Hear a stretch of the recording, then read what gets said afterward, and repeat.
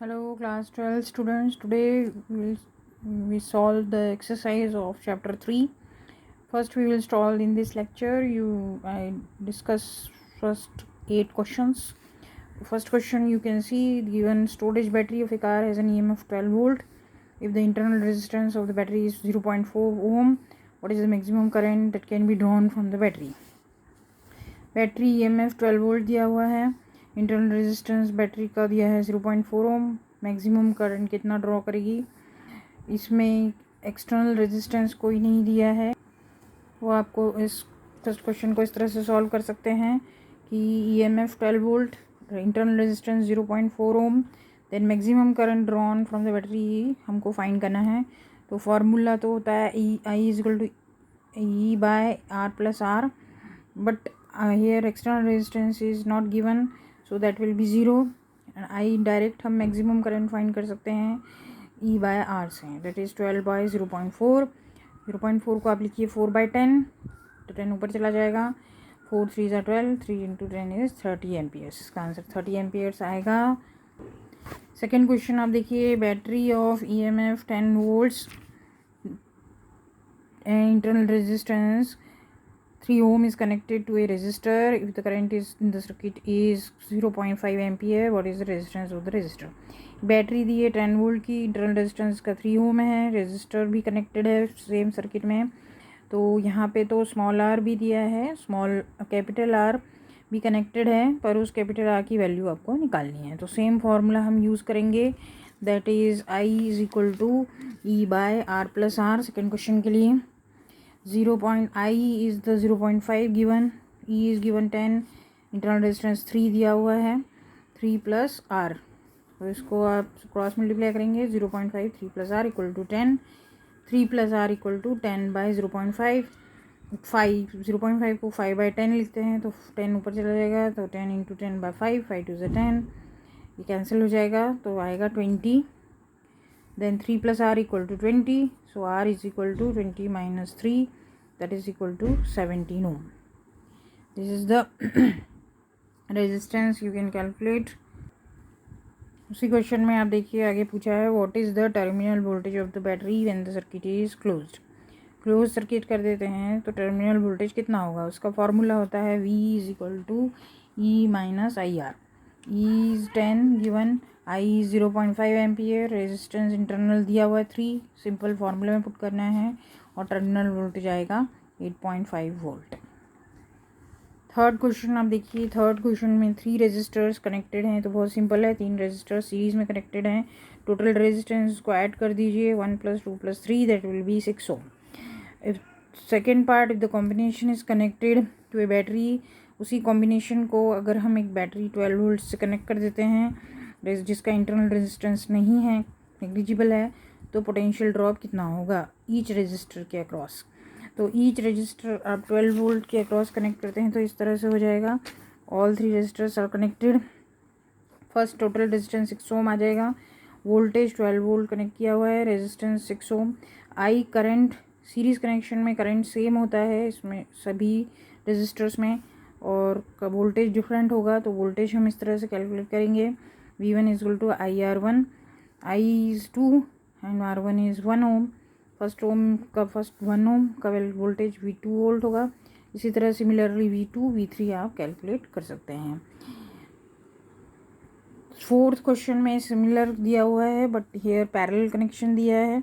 Parallel connection में 2, 4 और 5 ओम parallel connected हैं, और वो फर्स्ट केस ए पार्ट में उसका रिजल्टर निकालना है, वो फार्मूला हम मालूम है 1/R1 + 1/R2 + 1/3, तो इस तरह से आप निकाल सकते हैं, ये बहुत ईजी है। उसके बाद बी पार्ट में इसमें 20 वोल्टेज कनेक्ट किया है, तो फिर करंट ईच के अक्रॉस कितना होगा।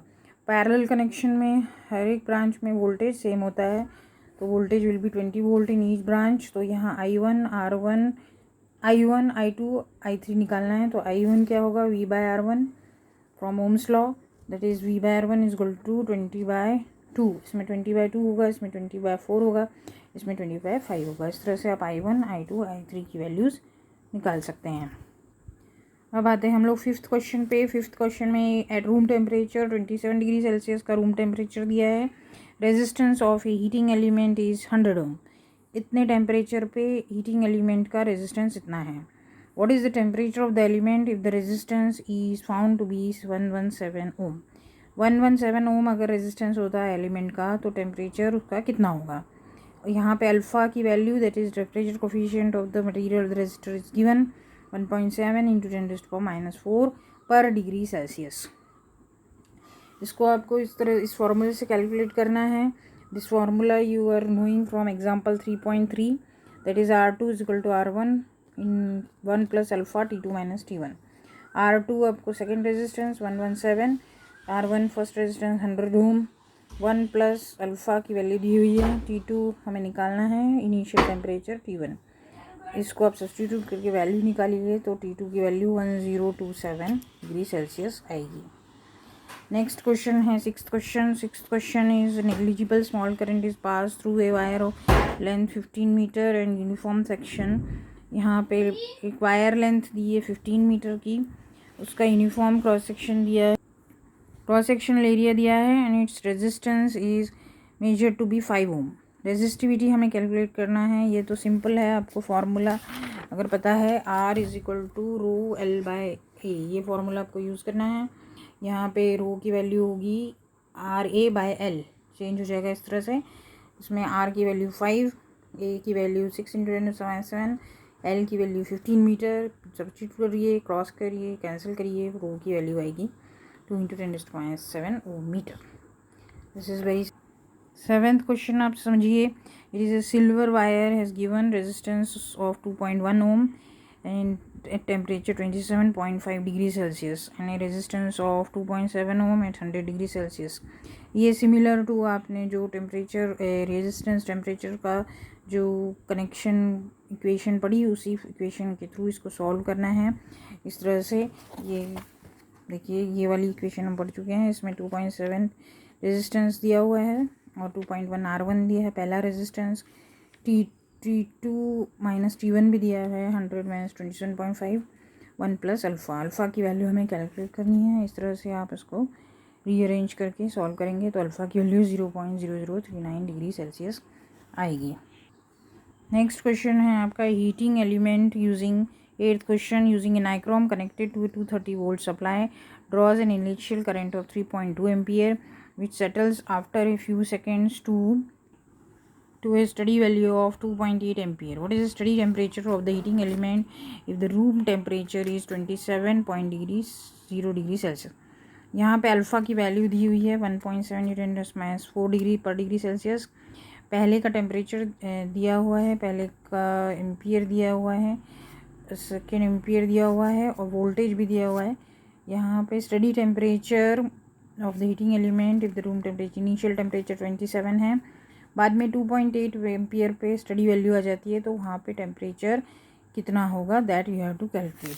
सिमिलर फॉर्मूला हमको यूज़ करना है ये वाला, पर इस केस में ये क्वेश्चन है, इस केस में R2 R1 डायरेक्ट नहीं दिया हुआ है, तो आपको पहले ये वोल्टेज की वैल्यू यूज़ करके फर्स्ट करंट 3.2 एम्पियर दिया है, सेकेंड करंट 2.8 एम्पियर दिया है, room temperature T1 first one is 27 degree Celsius और अल्फ़ा की वैल्यू दी है। तो फर्स्ट आप R1 निकाल लीजिए V/A1 से, फिर R2 निकालिए V/I2 से, फिर ये R2 और ये R1 यहाँ पे पुट करिए।